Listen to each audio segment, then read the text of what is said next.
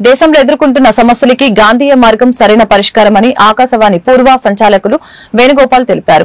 జనచైతన్య వేదిక హాలులో బుధవారం గాంధీయ మార్గం పుస్తక ఆవిష్కరణ జరిగింది. ఈ సందర్భంగా వేణుగోపాల్ ప్రసంగిస్తూ ప్రపంచానికి అహింస ఆయుధాన్ని అందించిన మహనీయుడు మహాత్మా గాంధీజీ అని కొనియాడారు. ప్రపంచంలో గుర్తింపు పొందిన Lenin, Einstein, Martin Luther, Vivekananda, Rabindranath Thakur లాంటి మహనీయులు గాంధీయిజం సామాజిక, ఆర్థిక, రాజకీయ, సాంస్కృతిక సమస్యలకి పరిష్కారం చూపుతుందని తెలిపినట్లు గుర్తు చేశారు.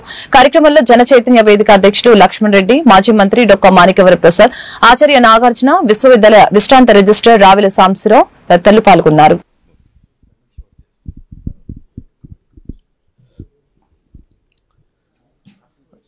కావలసినప్పుడు కొంత పని చేయదు. అందుకని నేను 3వ వాల్యూంలో చేయలేకపోయాను. ఆ బొమ్మని ఇక్కడ వాడుకున్నాను. అది ఉద్దేశం. అదే తెలంగాణలో తక్కువ ఉంది. 1938లో 68 పత్రికలను నిషేధించారు.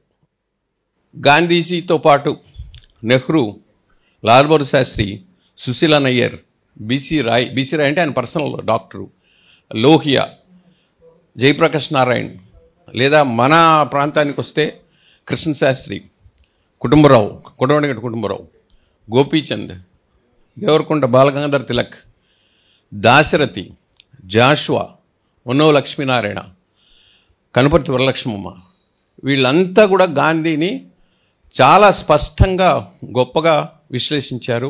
తిలక్ అయితే అద్భుతమైన వ్యాసం రాశారు. గోపీచంద్ కూడా తక్కువ లేదు. కుటుంబరావు గారు అయితే అవన్నీ పబ్లిక్ డొమైన్లో మెటీరియల్ లేకపోవడానికి కారణం ఎవరో నేను చెప్పక్కర్లేదు, కానీ దాన్ని చర్చించాల్సిన అవసరం లేదు. అవన్నీ ఈ శీర్షిక ద్వారా తేగలిగాను. ఇలాంటి మిత్రులు చాలామంది, ఒక 40-50 మంది ఉన్నారు అందులో పార్టిసిపేట్ చేసిన వాళ్ళు. ఆ వ్యాసాలన్నీ ఆ శీర్షికలో వస్తున్నాయి.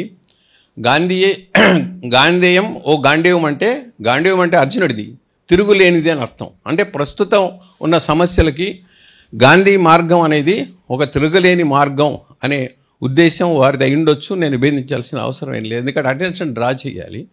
గాడ్సేని దేవుడుగా గుళ్ళు కడుతున్నారు. Godse is correct. గాడ్సే కనుక ఆ రోజు గాంధీని చంపపోతే భారతదేశం అన్యాయం అయిపోయేది. నిజమే నమ్ముతున్నారు. ఆ లిటరేచర్ చదవరు. అప్పుడు ఏం జరిగిందో తెలియదు.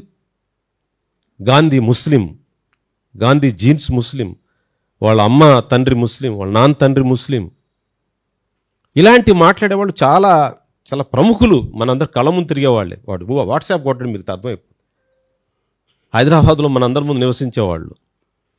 అందువల్ల ఈ విద్వేషం ఎంత దూరం పోతుందంటే, ఈ విద్వేష జ్వాల ఇప్పుడేదో ముస్లిమ్స్ వరకు పరిమితం అవుతుందని చాలామంది అనుకుంటున్నారు.